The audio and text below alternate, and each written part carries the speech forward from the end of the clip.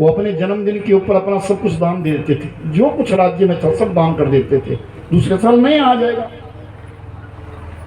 तो एक दिन उनका जन्मदिन था, उन्होंने सब कुछ दान कर दिया, अपने पास एक लोटा रखा, उस लोटे में छोटे छोटे मोती लगे हुए थे।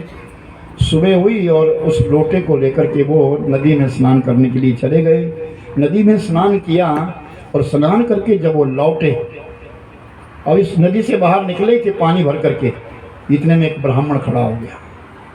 महाराज कल आपने दान किया, मैं कल नहीं था, मुझे कुछ नहीं मिला। तो राजा के बाएं हाथ में लोटा था, लो ये लोटा तुम ले लो, ये तुम्हारे लिए रहा। तो ब्राह्मण कहता है महाराज ये तो बायां हाथ है, मैं बाएं हाथ से दान नहीं देता, मैं तो दाहिने हाथ से लूंगा, बाएं हाथ से दान नहीं दे सकता।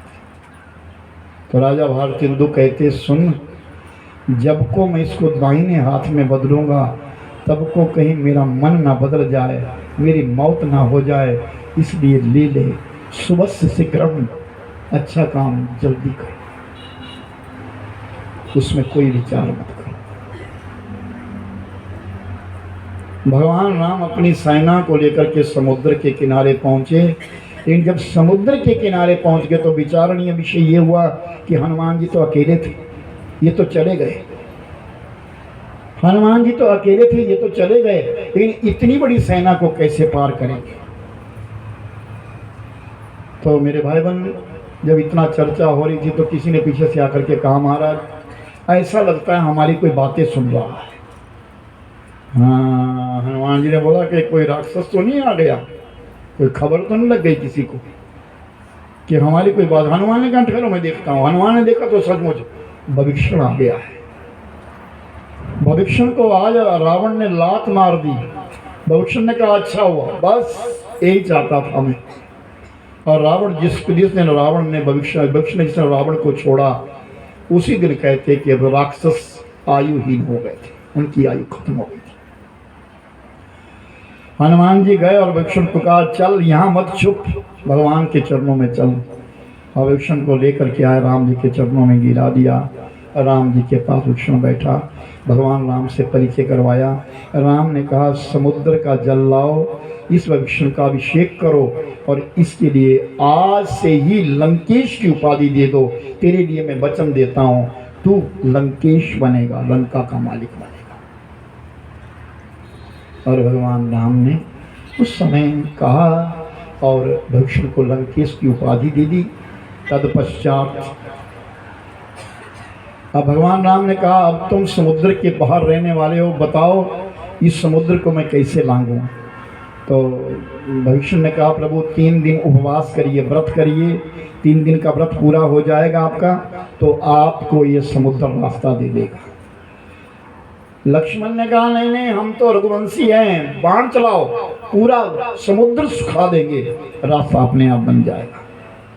भगवान राम ने कहा लखन समुद्र तो सुखा देंगे, लेकिन समुद्र के बीच में कितने जीव है, उनकी हत्या का पाप मेरे सिर लग जाएगा, इसलिए नहीं, मैं उपवास करूंगा। 1 दिन बीता, 2 दिन बीता, 3 दिन बीत गए, व्रत करते करते, लेकिन समुद्र नहीं आया। जब समुद्र नहीं आया, रास्ता नहीं दिया, तब राम ने कहा अब कुछ नहीं कर सकते, लाओ लक्ष्मण मेरा धनुष बाण लाओ। जैसे धनुष लाया और जैसे बाण चढ़ाया उसके ऊपर, तो समुद्र मानव का रूप धारण करके हाथ जोड़ करके आ गया। प्रभु ढोल गवार शूद्र पशु नारी सकल ताड़ना की अधिकारी, मैं गवार हूँ, मैं क्या कहूँ आपके लिए, आपने बस मुझे अब डरा दिया और मैं समझ गया, आप रुक जाइए। मेरी उत्तर दिशा के बीच में बहुत सारे राक्षस मुझको तंग करते हैं, जो बाण आपका चढ़ा है मैं जानता हूँ, रघुवंशी का बाण चढ़ता है उतरता नहीं है, वहाँ मार दीजिए, मैं आपको रास्ता देता हूँ। भगवान राम ने उस बाण को उत्तर दिशा में फेंक दिया।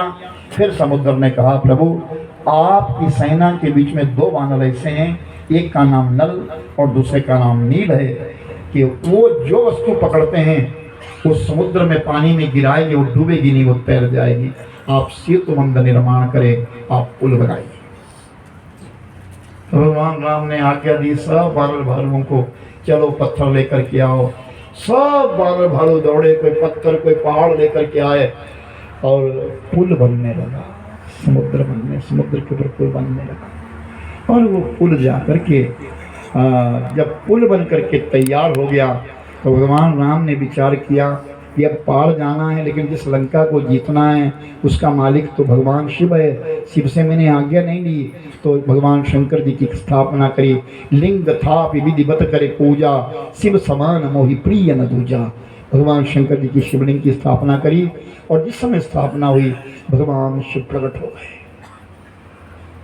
भगवान राम ने कहा प्रभु आप यहाँ प्रकट हो गए हैं, अब आप मेरी मनोकामना को पूर्ण करिए। भगवान शिव ने कहा कहो क्या इच्छा है आपकी?